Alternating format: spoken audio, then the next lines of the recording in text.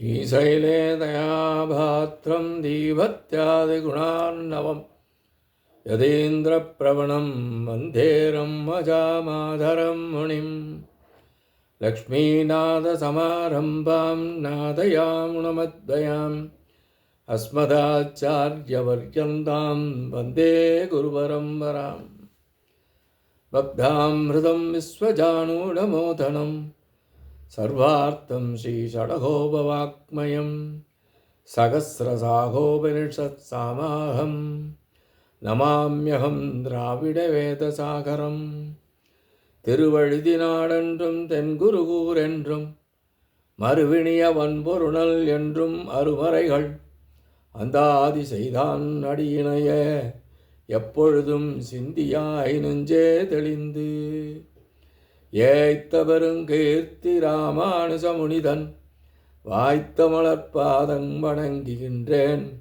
ஆய்த்த பெரும் சீரார் சடகோபன் செந்தமிழ் வேதம் தரிக்கும் பேராத உள்ளம் பெற.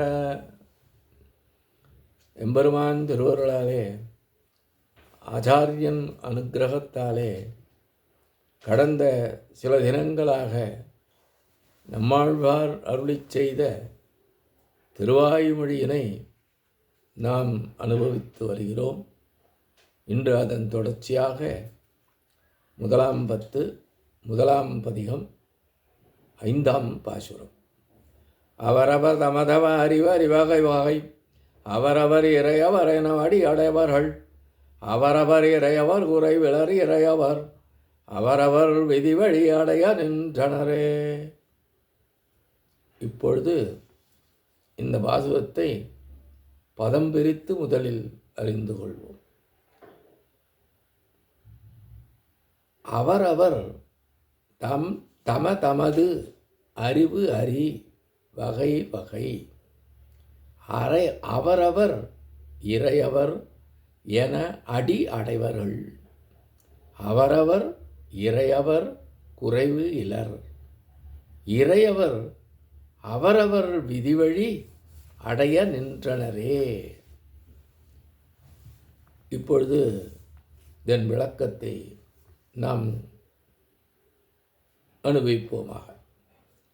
3 குணங்களின் வேறுபாடு காரணமாக உலக மக்களுக்கு ஞான வேறுபாடு உண்டாகிறது. இதனால் பல்வேறு மார்க்கங்களில் ஈடுபட்டு அந்தந்த மார்க்கங்களில் உள்ள தேவதைகளை தங்களுக்கு இறைவனாக அடைவார்கள். வேத மார்க்கம், மயன் மார்க்கம், சிவன் மார்க்கம், குமரன் மார்க்கம், ஆசீவகம் என்று பல்வேறு மார்க்கங்களை பின்பற்றுகின்றனர். இது தவிர வேறு தேசங்களிலிருந்து வந்த கிறித்துவ மார்க்கம், இஸ்லாம் மார்க்கம் ஆகியவற்றையும் மக்கள் பின்பற்றுகின்றனர். இந்த வளர்ந்த இந்தியாவிலே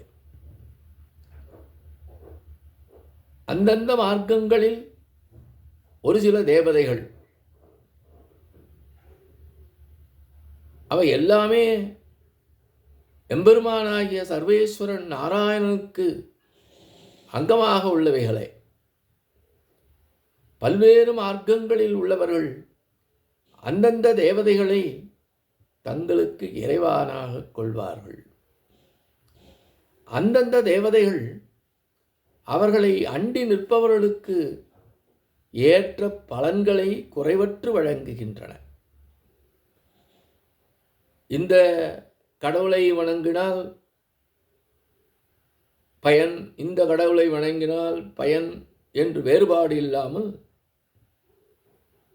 எந்தெந்த கடவுளை வணங்குகின்றார்களோ அந்தந்த கடவுளை வணங்குபவர்களை அண்டி நிற்பவர்களை அவர்களுக்கு ஏற்ற பலன்களை குறைவற்று வழங்குகின்றன அந்த தேவதைகள் என்கின்றார். இதன் காரணமாகவே அந்தந்த தேவதைகளை வணங்குகின்ற மக்கள் விரும்பிய பலனை அடையும்படியாக அந்த தேவதைகளின் அந்தர்யாமியாக சர்வேஸ்வரனே அருளுகின்றான். அந்த தேவதைகள் தானாக பலன்களை அளிக்கவில்லை. அந்த தேவதைகளுக்குள் சர்வேஸ்வரன் புகுந்து அவனே அந்த தேவதைகள் அளிக்கும் பலன்களை அளிப்பவனாக இருக்கின்றான் என்கின்றார்.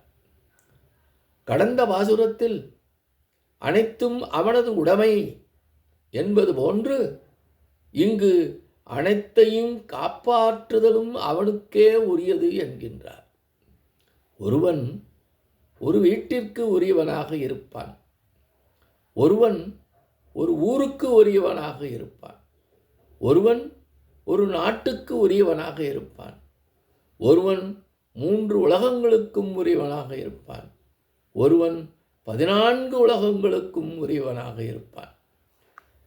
14 உலகங்களுக்கும் உரியவனாயிருப்பவன் ஒரு வீட்டிற்கு உரியவனாக இருப்பவன் ஆகிய இருவருக்கும் எந்த வேறுபாடும் இல்லாமல் அவர்கள் காப்பாற்றுபவர்களாக இருப்பதும் அவர்களால் காப்பாற்றப்படுதன் என்ற உதவிக்கான பொருள்கள் பெறுவதும் சர்வேஸ்வரன் அவர்களது அந்தர்மியாக நின்று வழிநடத்துவதனாலே ஆகும். இப்படி சர்வேஸ்வரன் வழிநடத்தவில்லை என்றால் என்னாகும்?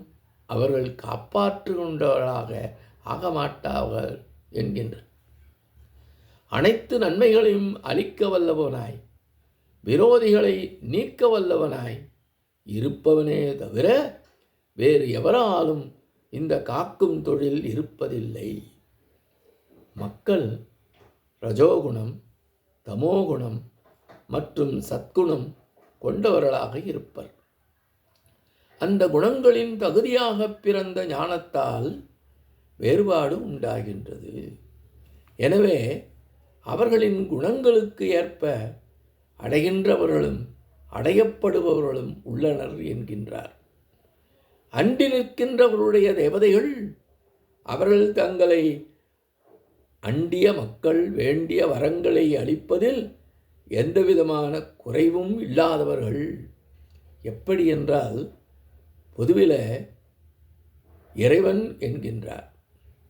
மற்ற தெய்வங்களை வணங்குபவர்கள் அவர்கள் வணங்கும் தேவதைகள் சர்வேஸ்வரனை தன்னை வணங்கும் மக்கள் போன்றே வேறுபாடு ஆராயாமல் அனைவருக்கும் ஒத்த இறைவன்.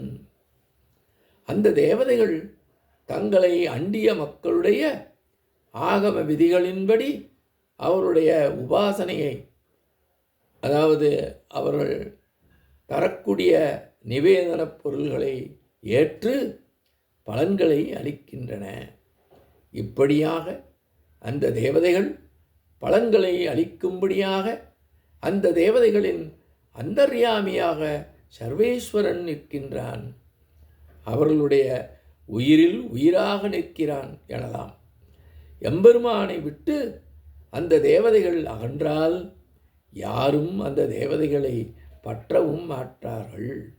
அந்த தேவதைகளால் எந்த பலனும் அளிக்க இயலாது என்பதாக இந்த பாசுர விளக்கம் அமைகிறது. இத்தோடு இன்றைய காணொலியை நிறைவு செய்கின்றோம். எம்பெருமான் திருவடிகளே சரணம். அம்மாழ்வார் திருவடிகளே சரணம். திருமங்கை ஆழ்வார் திருவடிகளே சரணம். எம்பார் திருவடிகளே சரணம்.